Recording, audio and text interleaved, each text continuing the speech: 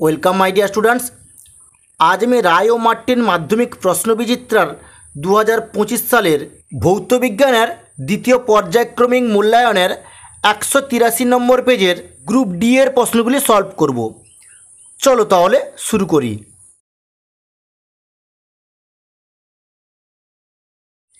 দ্বিতীয় পর্যায়ক্রমিক মূল্যায়নের ভৌত বিজ্ঞানের 6 নম্বর স্কুলের গ্রুপ ডির 4 দিকে প্রশ্ন রেখেছে। নিম্নলিখিত প্রশ্নগুলি উত্তর দাও, বিকল্প প্রশ্নগুলি লক্ষণীয়। 4-এর 1 দিয়েছে 1 গ্রাম পটাশিয়াম ক্লোরাইডকে উত্তপ্ত করলে কত গ্রাম অক্সিজেন পাওয়া যাবে।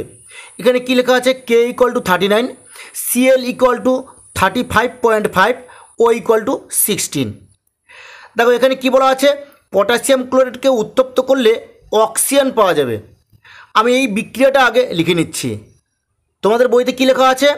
পটাশিয়াম ক্লোরাইডকে উত্তপ্ত করলে অক্সিজেন পাওয়া যায়, এটা বলা আছে।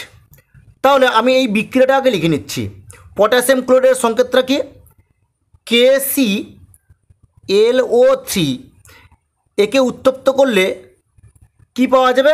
একে উত্তপ্ত করলে পটাশিয়াম লবণ পাওয়া যাবে, KCl, আর অক্সিজেন পাওয়া যাবে। এবার তোমাদের বইতে কী দেওয়া আছে? 1 গ্রাম পটাশিয়াম ক্লোরাইডকে উত্তপ্ত করলে কত গ্রাম অক্সিজেন পাওয়া যাবে, এটা বলা আছে। তাহলে আমি এই পটাশিয়াম ক্লোরাইডের আণবিক ভরটা কত সেটা আমি আগে বার করে নেব, আর অক্সিজেনের আণবিক ভর কত সেটা আমি বার করে নেব। দেখো পটাশিয়াম ক্লোরাইডের আণবিক ভরটা তাহলে কী হবে? এখানে তোমার বইতে দেওয়া আছে কি? কে হচ্ছে 39, আমি এখানে লিখে নেব 39 যুক্ত Cl কত দেওয়া আছে? 35.5 প্লাস অক্সিজেন এখানে 3টি পরমাণু দেওয়া আছে। তাহলে আমরা জানি অক্সিজেন 16, তাহলে 16 × 3 করে নেব। সরল করে তাহলে কত হচ্ছে? তাহলে 39 যুক্ত 35.5 প্লাস 16 × 3 = 48। এবার এটাকে সরল করলে তাহলে কত আসছে? 122.5 এটা বেরোলো। এবার অক্সিজেনটা তাহলে কত হবে? তাহলে 16 × 2 = 32। তাহলে দেখো 122.5 গ্রাম পটাশিয়াম ক্লোরাইডকে উত্তপ্ত করলে 32 গ্রাম অক্সিজেন পাওয়া যায়। আমি যেটা বললাম সেটা এখানে আমি লিখে নেব। তাহলে কি লিখব? 122.5 গ্রাম KClO3 কে উত্তপ্ত করলে 32 গ্রাম O2 পাওয়া যায়। এবার তোমার বইতে কী লেখা আছে? যে 1 গ্রাম পটাশিয়াম ক্লোরাইডকে উত্তপ্ত করলে কত গ্রাম অক্সিজেন পাওয়া যায়। তাহলে সহজেই আমরা বার করতে পারবো। তাহলে এখানে কী লিখবো? যে 1 গ্রাম KClO3 কে উত্তপ্ত করলে 32/122.5 গ্রাম O2 পাওয়া যায়। এবার আমি এটাকে সরল করে নিচ্ছি। 32 হয়ে যাবে, এখানে আমি দশমিক তুলে দিচ্ছি, উপরে 10 হয়ে গেল, আর নিচে তাহলে কত হবে? 122 দশমিক ছিল এখানটায়, 5 হয়ে গেল। এবার এটাকে সরল করলে তাহলে কী আসবে? অক্সিজেন পাওয়া যায়। দেখো এটাকে সরল করলে তাহলে কী আসবে? 0.26122449898 গ্রাম O2 পাওয়া যায়। তাহলে তোমরা বুঝতে পেরেছো, এটাই হচ্ছে অ্যান্সার। 4-এর 1 অথবা প্রশ্ন রেখেছে 40 গ্রাম সোডিয়াম হাইড্রোক্সাইডকে প্রশমিত করতে কত গ্রাম সালফিউরিক অ্যাসিড লাগবে। এখানে H = 1 লেখা আছে, O = 16 লেখা আছে, Na = 23 লেখা আছে, আর S = 32 লেখা আছে। তাহলে দেখো সোডিয়াম হাইড্রোক্সাইডকে প্রশমিত করতে কত গ্রাম সালফিউরিক অ্যাসিড লাগবে এটা আমাকে বার করতে হবে। তাহলে সোডিয়াম হাইড্রোক্সাইডের সঙ্গে সালফিউরিক অ্যাসিডের বিক্রিয়ায় কী উৎপন্ন হয় সেই সমীকরণটি আমি আগে লিখে নেব। NaOH sodium hydroxide plus H2SO4 sulphuric acid, এদের বিক্রিয়ায় কী উৎপন্ন হয়? Na2SO4 সোডিয়াম সালফেট আর জল উৎপন্ন হয়। এবার আমি এটাকে ব্যালেন্স করে নেব। এখানে 2 বসিয়ে দিলাম, এখানে 2 বসিয়ে দিলাম, তাহলে আমাদের ব্যালেন্সটা হয়ে গেল। NaOH সোডিয়াম হাইড্রোক্সাইডের আণবিক ভরটা বার করে নেব। আমি এখানে 2 বসিয়ে দিলাম। এবার এখানে Na কত দেওয়া আছে 23 বসিয়ে দিলাম, প্লাস ও তো আমরা জানি 16, বইতে তোমাদের লেখা আছে, প্লাস H1 বসিয়ে দিলাম। এবার আমি এটাকে সরল করে নিচ্ছি, ইকুয়াল টু 2 করলাম, ইন্টু এখানে দেখো 23 আর 1 24, 24 6 30 10 40, তাহলে 40 বসিয়ে দিলাম, 40 2 80 হয়ে গেল। এরপরে আমি সালফিউরিক অ্যাসিডের আণবিক ভরটা বার করে নেব। তাহলে হাইড্রোজেনের 1 আমরা জানি, এখানে 2টি পরমাণু আছে, তাহলে কি করব 1 গুণিতক 2 করলাম, যুক্ত এস কত দেওয়া আছে 32 করলাম, যুক্ত এখানে O4 দেওয়া আছে, ওর আমরা 16 জানি, ইন্টু 4 করে দিলাম। এবার এটাকে আমি সরল করে নিচ্ছি, 1 2 2 হয়ে গেল, যুক্ত 32 16 4 64 হয়ে গেল। এবার আমি এটাকে সরল করছি, কত হচ্ছে 98 গ্রাম হয়ে গেল। এবার দেখো 80 গ্রাম NaOH-কে প্রশমিত করতে 98 গ্রাম H2SO4 প্রয়োজন। তাহলে আমি যেটা বললাম সেটা আমি এখানে লিখে নেব। তাহলে কি লিখব, 80 গ্রাম NaOH মানে সোডিয়াম হাইড্রোক্সাইডকে প্রশমিত করতে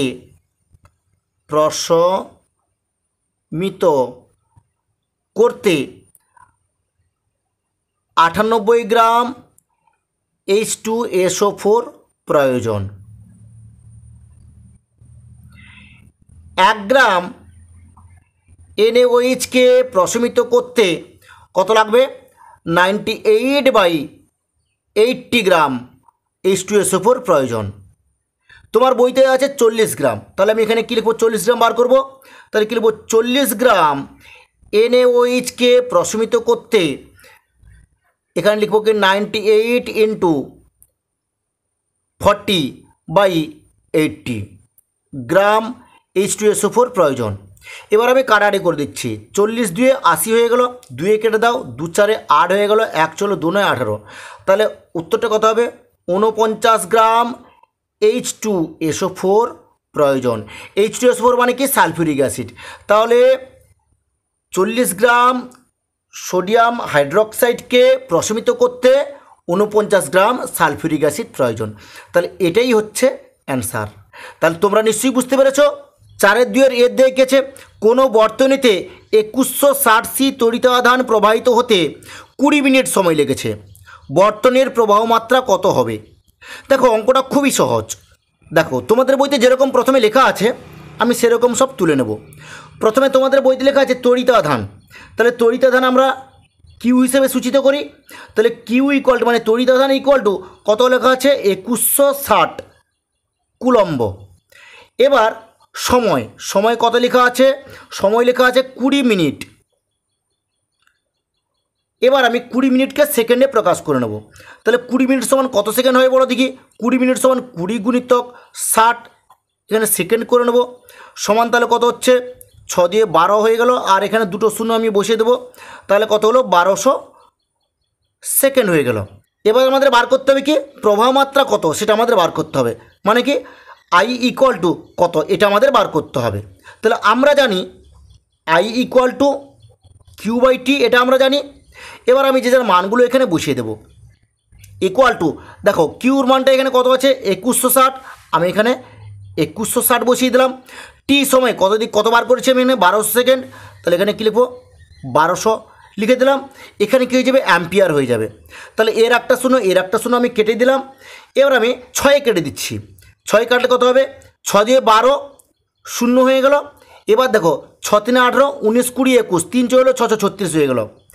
এবার আমি 2 কেটে দিচ্ছি, 2 10 20, 2 কত হচ্ছে 18, তাহলে কত বেরোলো তাহলে আমাদের 18/10 বেরিয়ে পড়লো, সমান তাহলে কত হচ্ছে 1.8, এটা হবে কি অ্যাম্পিয়ার, এটাও হচ্ছে কি অ্যাম্পিয়ার। তাহলে তড়িতাধান 2160 সি, সময় হচ্ছে 20 মিনিট, তাহলে প্রবাহ মাত্রা তাহলে কত হবে 1.8 অ্যাম্পিয়ার, এটাই হচ্ছে অ্যান্সার। তাহলে তোমরা নিশ্চয়ই বুঝতে পেরেছো। 4 2 এর বি থেকে প্রশ্ন লিখেছে তড়িৎ চুম্বকীয় আবেশের সময় কোন শক্তি কোন শক্তিতে রূপান্তরিত হয়?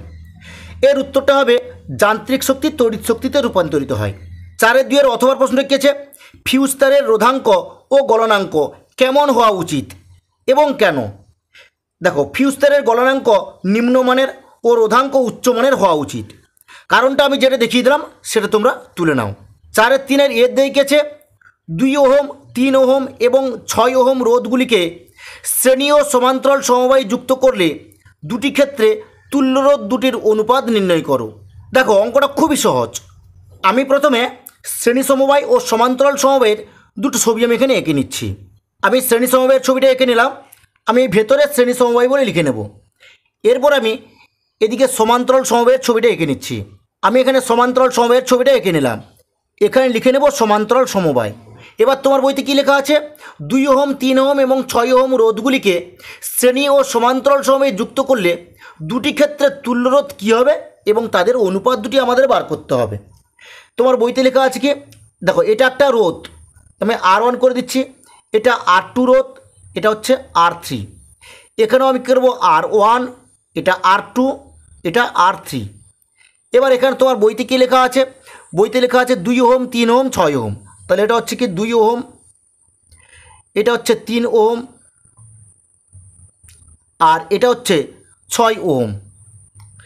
এখানেও লিখে নিচ্ছে না, এটা হচ্ছে 2 ওহম, এটা হচ্ছে 3 ওহম, আর এটা হচ্ছে 6 ওহম। এবার শ্রেণী সমবায়ের ক্ষেত্রে আমি সেটা লিখে নিচ্ছি। শ্রেণী সমবায়ে তুল্য রোধ। দেখো, শ্রেণী সমবায়ের তুল্য রোধকে আমরা RS সূচিত করি। এবার RS ইকুয়াল টু, এর সূত্রটা কি? সূত্রটা হচ্ছে কি R1 plus R2 plus R3, আমরা এটা জানি। এবার আমি এর মানগুলো বসিয়ে দেব। এর মান দেখো, এখানে R1 এর জায়গায় 2 ওহম আছে 2, এবার R2 জায়গায় 3 ওহম আছে, আমি +3 করে নিলাম, আর R3 জায়গায় 6 ওহম আছে, আমি 6 করে নিলাম। ইকুয়াল টু, এখানে ওহম হয়ে যাবে। এবার সরল করলে তাহলে কত হচ্ছে? 3 2 5, 6 5 11, তাহলে কত হলো? 11 ওহম। বুঝতে পারলে? এবার সমান্তরাল সমবায়ের ক্ষেত্রে আমি এখানে লিখব কি, দাগ টেনে দিচ্ছি, লিখব কি সমান্তরাল সমবায়ের তুল্য রোধ, সমান্তরাল সমবায়ের তুল্য রোধ। দেখো, সমান্তরাল সমবায়ের তুল্য রোধ আমরা RP হিসাবে চিহ্নিত করি। তাহলে RP ইকুয়াল টু তাহলে কী হবে? 1/R1 plus 1/R2 plus 1/R3। এবার আমি এর মানগুলো বসিয়ে দেবো। ইকুয়াল টু তাহলে কত হবে? 1/2 প্লাস 1/3 প্লাস 1/6। এরা যোগ করলে লসাগু তাহলে কত হবে? লসাগু হবে 6। দেখো, 2 3 এ 6, 3 1 3 যুক্ত 3 2 6, 1 2 2 যুক্ত 6 1 6, 1 1 1। তাহলে কত হলো? 3 2 5 আর 1 6, 6/6 হয়ে গেল। তাহলে আমি এটা যদি কাটাটি করি তাহলে কত? 6 1 6 সমান তাহলে কত হলো? 1, তাহলে 1 ওহম হয়ে গেল। তাহলে সমান্তরাল সমবায়ের তুল্য রোধ হলো 1 ওহম, আর শ্রেণী সমবায়ের তুল্য রোধ তাহলে কত বেরোলো? 11 ওহম। এবার এদের অনুপাতগুলো বার করব। তাহলে কী লিখব? যে অতএব শ্রেণী সমবায় ও সমান্তরাল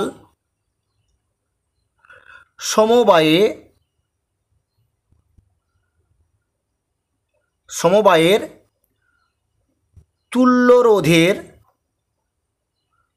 অনুপাত, শ্রেণী সমবায়ের তুল্য রোধকে RS বলি, আর সমান্তরাল সমবায়ের তুল্য রোধকে আমরা RP বলি। তাই আমি এখানে কী লিখব? যে RS is to RP equal to 11:1। তাহলে এটাই হচ্ছে অ্যান্সার। তাহলে তোমরা নিশ্চয়ই অঙ্কটা বুঝতে পেরেছ। 4-3 বি থেকে প্রশ্নটা কী আছে? আদর্শ কোষের অভ্যন্তরীণ রোধ কীরূপ হয়? এর উত্তরটি হবে আদর্শ কোষের অভ্যন্তরীণ রোধ 0 হয়। 4-3 অথবা প্রশ্নটা কী আছে? বার্লো চক্রের ঘূর্ণন ও ঘূর্ণনের অভিমুখ কোন কোন বিষয়ের উপর নির্ভর করে? আমি যে উত্তরটি দেখিয়ে দিলাম সেটা তোমরা তুলে নাও। 4-4 দিকে প্রশ্নটা কী আছে? তাপ পরিবহনের হার কোন কোন বিষয়ের উপর নির্ভর করে? আমি যে উত্তরটি দেখিয়ে দিলাম সেটা তোমরা তুলে নাও।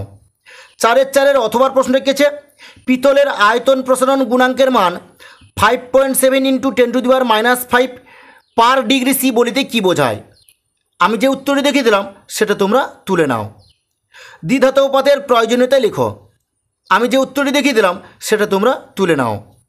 4-5 দিকে আছে কপার তড়িৎদ্বার ব্যবহার করে CuSO4 এর জলীয় দ্রবণের তড়িৎ বিশ্লেষণ করলে ক্যাথোড ও অ্যানোডের কী পরিবর্তন হবে? ক্যাথোড ও অ্যানোড বিক্রিয়াগুলি লেখো। আমি যে উত্তরটি দেখিয়ে দিলাম সেটা তোমরা তুলে নাও। 4-6 দিকে আছে ইউরিয়ার শিল্প উৎপাদনে ব্যবহৃত রাসায়নিক পদার্থগুলির নাম ও বিক্রিয়ার সমিত সমীকরণ লেখো। আমি যে উত্তরটি দেখিয়ে দিলাম সেটা তোমরা তুলে নাও। ঠিক আছে, আজ এই পর্যন্ত। পরবর্তী ভিডিওতে আমি 7 নম্বর স্কুলের ডি গ্রুপের প্রশ্নগুলি সলভ করব।